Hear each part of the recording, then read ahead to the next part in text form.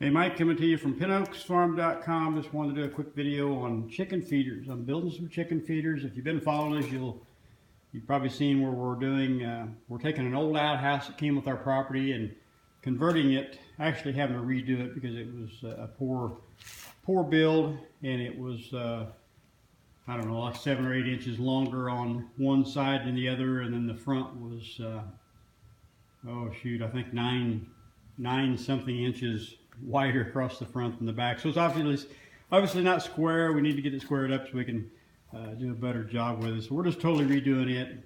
But anyway, we're building this chicken coop, pen, and I needed some feeders.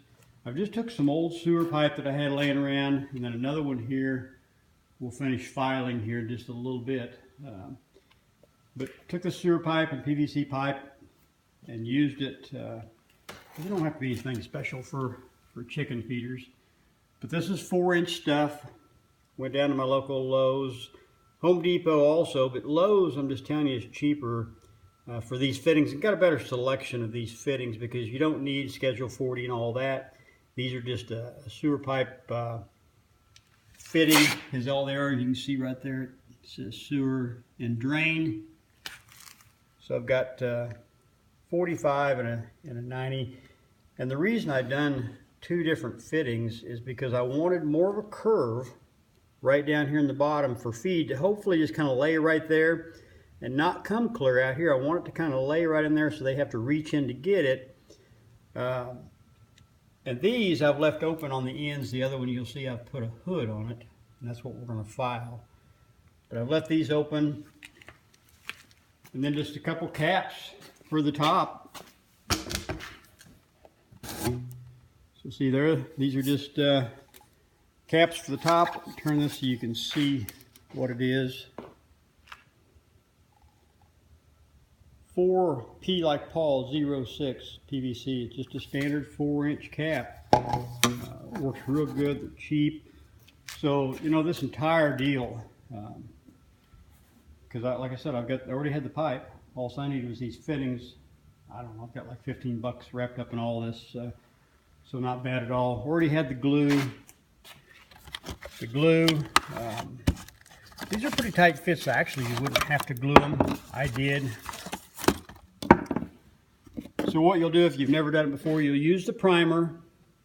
Wipe these down with the rag. You'll use the primer. So basically what you would do is you would, with this cap off of here, you would take your primer and go clear around this. And I always go down about this far. You go clear around that with the primer, and then on the inside, let's say we was going to glue this on. We're not, but let's just say we was. We would go around the inside of this with the primer. Let that dry just a little bit, and then you take your glue, you go around it, do the same thing on both, and then you'll just slide that down on there. And then I always like to give just a little bit of a twist one direction or the other, and it just kind of really helps make it bond. But when you put that down on there, you better make sure you've got them lined up the marks where you want them, because it sets up really quick. All right, so this one here, used piece of PVC. You can see it's got the cap on it just like the others. So we'll take the cap off. That's where the feed will go. Here what I've done is I glued the end on this. So I had this up here like this.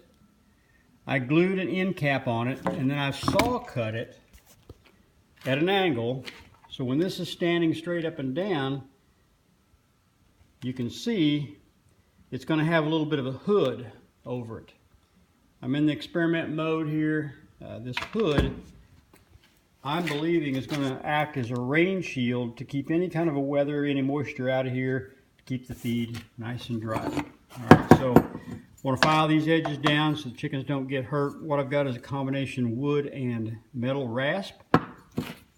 And all I'm doing is just going in and just kind of file these edges.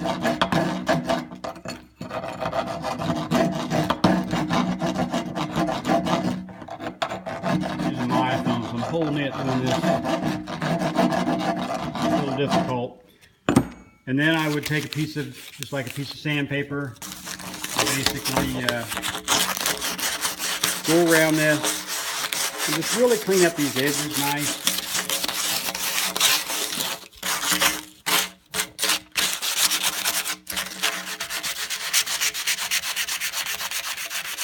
That way there's no sharp edges, everything's nice and smooth, and that way there's nothing there for the chickens to get in there and get hurt on. So that kind of gives you an idea. So these designs, let me set this down here beside the other.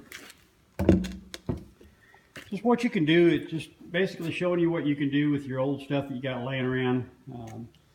And like I mentioned in other videos and blog posts, you can go to our blog at pinoaksfarm.com. See blog posts on our off-grid project, what we're doing here, living in our RV. So here we are in the shed. We're in the, we got a big shop here, 30 by 40 shop. We're in it for the winter time. So we're living in an RV while we build our house.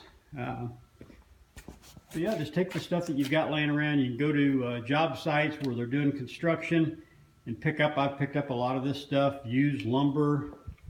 You can see racks of lumber over there that I've just went around and picked up and got permission, of course.